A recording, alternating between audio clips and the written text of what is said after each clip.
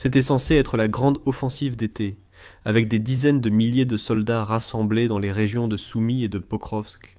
L'été 2025 devait voir la Russie accomplir des percées majeures menant à la défaite de l'Ukraine dans la guerre. La Russie n'a finalement fait aucun progrès. Son offensive estivale s'est soldée par un échec total, avec des gains territoriaux minimes et des pertes massives. Et même si la Russie continuera de pousser comme elle le fait toujours, la réalité est la suivante. Vladimir Poutine sera furieux que ses troupes inutiles aient une fois de plus échoué à faire ce qu'il attendait d'elles. Le 31 août, United 24 Media a publié un rapport sur les déclarations de l'état-major général de l'armée ukrainienne. En réponse à la tentative de la Russie de revendiquer un semblant de succès lors de son offensive estivale, la Russie a essayé de faire croire qu'elle avait réellement accompli quelque chose pendant l'été. L'Ukraine a répliqué par une déclaration détaillée, soulignant que la Russie n'avait obtenu aucun résultat significatif, et certainement pas les résultats que Vladimir Poutine avait escomptés. Lorsqu'il a consacré 50 000 soldats à la région de Soumy et 110 000 autres à la prise de la ville stratégique de Pokrovsk, l'état-major général a dénoncé les mensonges russes et leur sens réel dans un communiqué sur Telegram. Le 30 août, la propagande russe a relayé un rapport du chef d'état-major des forces armées russes sur les résultats de la campagne printemps-été 2025. Le communiqué évoque des tentatives de présenter des illusions et mensonges comme réalité. Après 3 ans et demi d'agression du Kremlin, sa nouvelle offensive saisonnière a presque totalement échoué. Qu'a affirmé la Russie? Nous y reviendrons bientôt. Tout d'abord, l'état-major général de l'Ukraine a souligné qu'il n'y avait tout simplement aucune raison de considérer l'offensive estivale de la Russie comme un succès, rien qu'en regardant les chiffres. Et ces chiffres sont catastrophiques pour Poutine. Comme le rapporte United 24, l'Ukraine affirme que la Russie a perdu près de 210 000 soldats, du début de 2025 jusqu'à la fin du mois d'août. Cela fait environ 26 250 par mois, ce qui est plutôt une bonne nouvelle pour la Russie. Si ces chiffres restent constants, la Russie comptera 315 000 soldats morts ou blessés d'ici fin 2025. C'est un chiffre énorme, atténué pour Poutine, car il y en a un peu plus de 10 000 de moins que les 434 000 pertes russes en 2024. Peut-on vraiment parler de victoire pour la Russie? Nous ne le pensons pas. D'autres chiffres résultent de ces pertes importantes. L'état-major ukrainien note que les pertes matérielles russes ont affaibli les forces de Poutine toute l'année. Plus de 2100 véhicules blindés ont été réduits en poussière en 2025. La Russie a perdu plus de 1200 chars, environ 7300 systèmes d'artillerie et 157 de ses lance-roquettes multiples. La situation reste préoccupante selon l'Ukraine qui détaille les pertes dans la zone du district militaire de Koursk, englobant la défense russe à Koursk et les attaques à Soumy. L'état-major ukrainien rapporte que rien qu'en 2023, 19 080 combattants ont été éliminés et plus de 25 000 blessés dans cette zone. Ce sont de très mauvais chiffres pour la Russie. Ils mettent en évidence une offensive estivale qui a été bien plus dommageable pour la Russie que pour l'Ukraine, du moins sur le plan humain.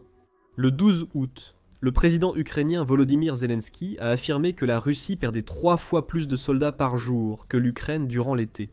Zelensky a donné des chiffres précis pour le 11 août dans ce cas, affirmant que la Russie avait perdu 531 soldats tués, 428 blessés et 9 autres faits prisonniers. En revanche, Zelensky affirme que l'Ukraine a perdu 340 soldats. Seulement 18 de ces soldats ont été tués, 243 autres ont été blessés et 79 sont portés disparus.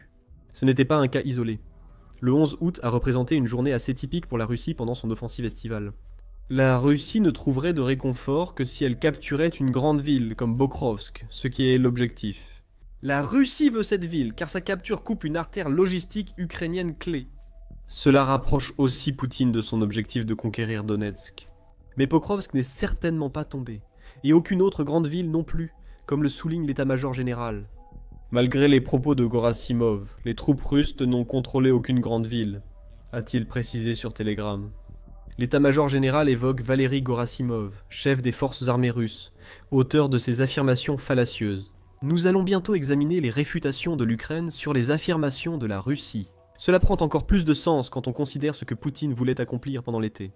Les premiers rapports sur la préparation de l'offensive estivale russe venaient du Royal United Services Institute et d'un rapport du 20 mai, rédigé par le Dr Jack Watling.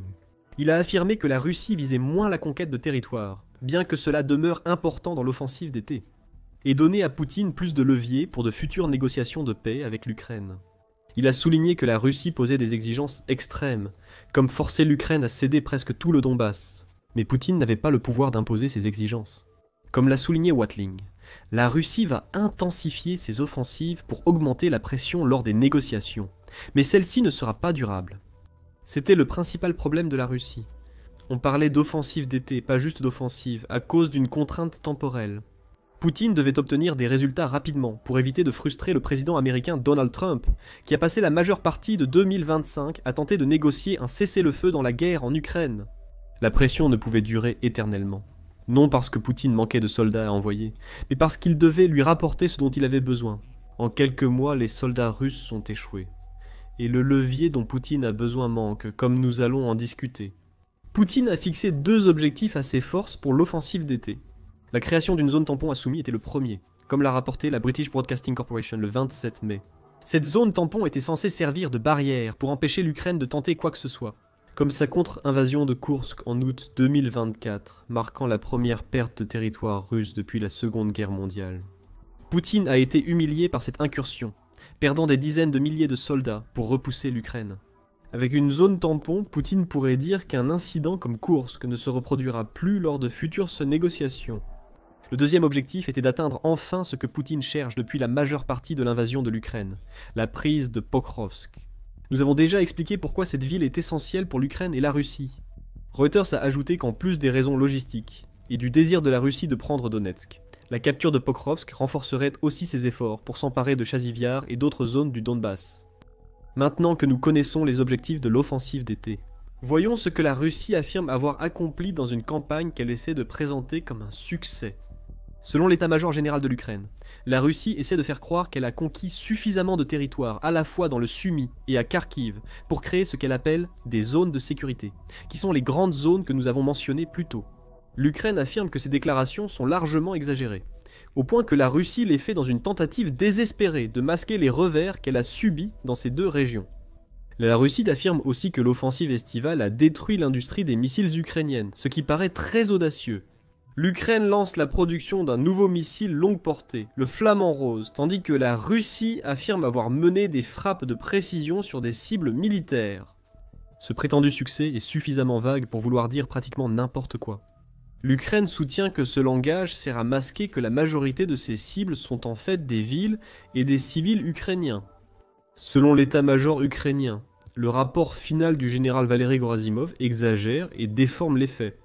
Les forces ukrainiennes tiennent le front, infligeant des pertes aux occupants et prouvant l'échec de l'offensive russo-printanière et estivale de 2025.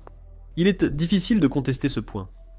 En comparant les succès revendiqués par la Russie à ses 3 objectifs précédents, seule la création d'une zone de sécurité à Soumy est affirmée comme atteinte. C'est d'ailleurs une affirmation trompeuse. Soumy est bien moins conquise que la Russie ne le prétend. La supposée zone de sécurité de la Russie est déjà gravement menacée, car l'Ukraine multiplie les contre-attaques à Soumy. Le 16 août, l'Ukraine a annoncé avoir repoussé les forces russes d'environ 20 km. Ce n'était qu'une des nombreuses actions, au cours desquelles l'Ukraine a effacé bon nombre des petits gains que la Russie avait réussi à obtenir pendant l'été. Récemment, l'Ukraine a mené une opération brillante, tuant un des généraux russes les plus dangereux. Nous avons encerclé et détruit les forces, avançant dans Soumy, et publié une vidéo sur cet incident. Regardez-la pour plus d'informations. Une chose est certaine, il n'y a pas de véritable zone de sécurité à Soumy. La Russie a pris certains territoires, mais cela ne suffit pas à créer le tampon voulu par Poutine entre Soumy et Koursk.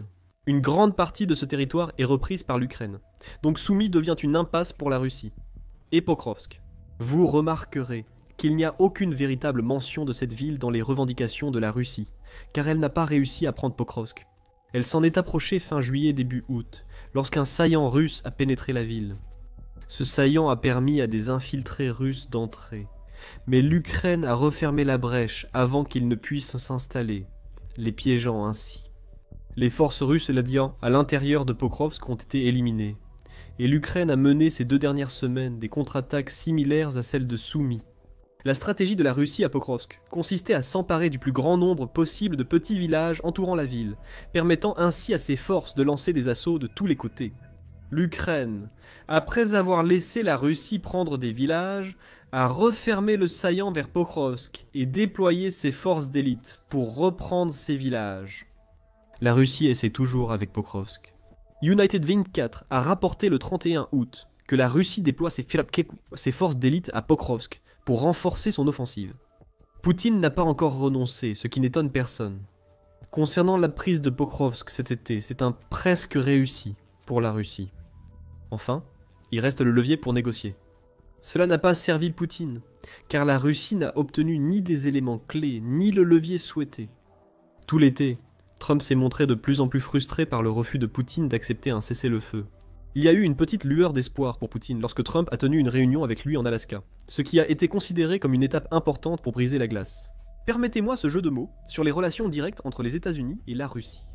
Trump est sorti de la réunion avec un sentiment positif, mais Poutine n'a toujours pas donné suite à l'idée de cesser le feu. La frustration règne de nouveau.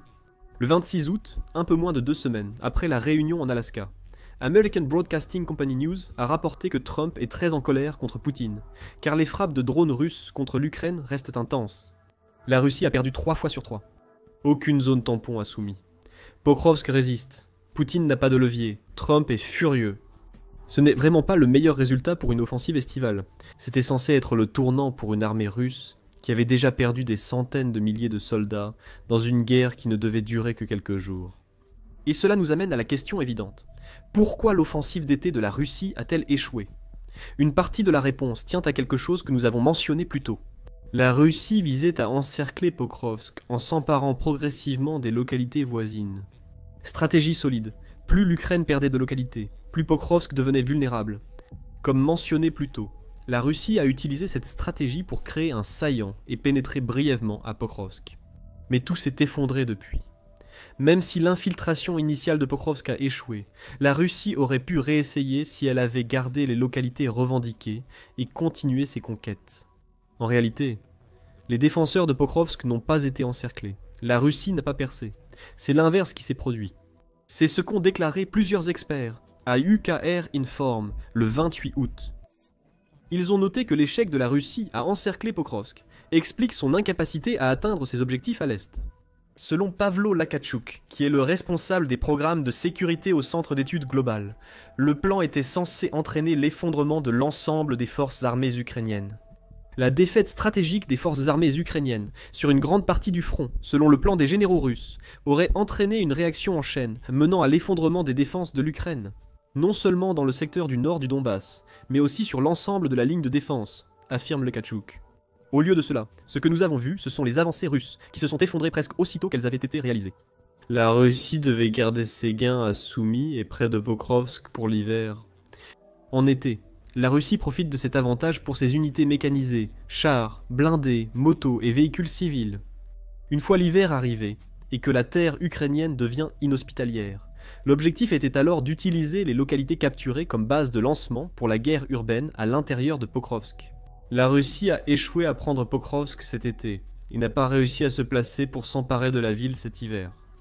Comme l'a dit Alexandre Kovalenko, qui est chroniqueur défense au sein du groupe de réflexion Information Resistance, à la fin de l'été, on peut affirmer que les Russes n'ont obtenu aucun succès dans aucune des directions indiquées. Au mieux, seulement 10% de ce que leur commandement prévoyait a été réalisé. Les soldats russes n'ont jamais atteint la périphérie des villes qu'ils visaient, d'où leur échec à Pokrovsk et à Soumy. Outre les encerclements ratés, la Russie a aussi peiné à franchir les rivières cet été.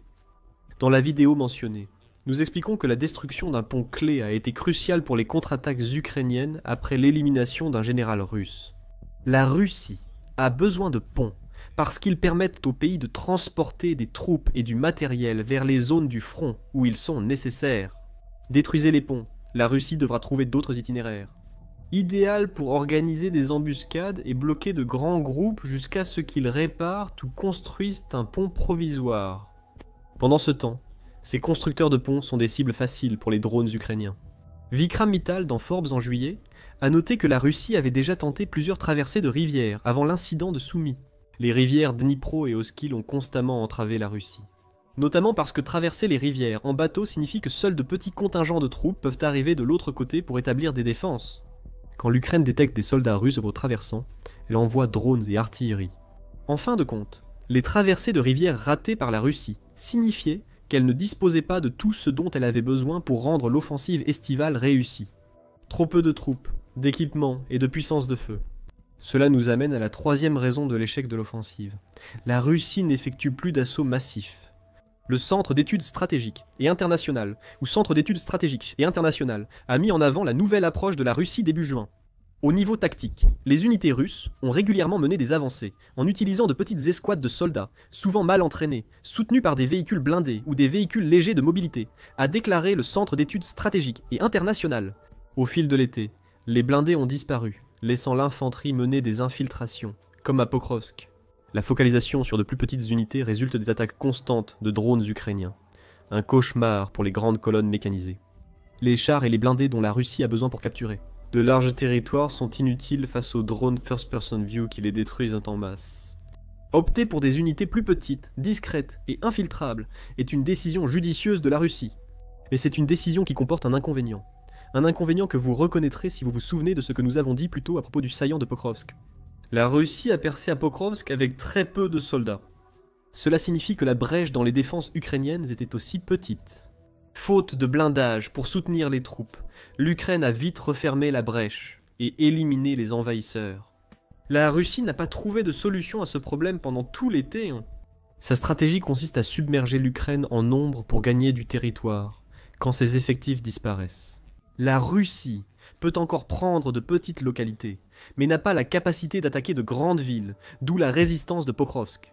De plus, prendre de petites localités avec un nombre limité de soldats offre à l'Ukraine des opportunités de lancer des contre-attaques. Comme nous l'avons vu tout au long de l'été, tout cela s'additionne pour constituer un échec total pour Poutine. L'offensive d'été est terminée, l'automne arrive et l'hiver sera bientôt là. Malgré de légers dégains territoriaux, Poutine n'a atteint aucun de ses objectifs estivaux. Il comprendra sans doute bientôt à quel point cela nuit à la Russie lors des prochaines négociations de paix. Alors que son offensive d'été échoue, la Russie doit aussi affronter une Ukraine qui redéfinit le champ de bataille de façon inattendue. Les innovations ukrainiennes ont freiné la Russie, empêchant les progrès attendus par Vladimir Poutine cet été. Plus d'infos dans notre vidéo. Voici exactement pourquoi la Russie va perdre l'Ukraine. Devenez un génie de la guerre, et n'oubliez pas de vous abonner à The Military Show pour plus de vidéos sur les échecs de la Russie pendant la guerre en Ukraine.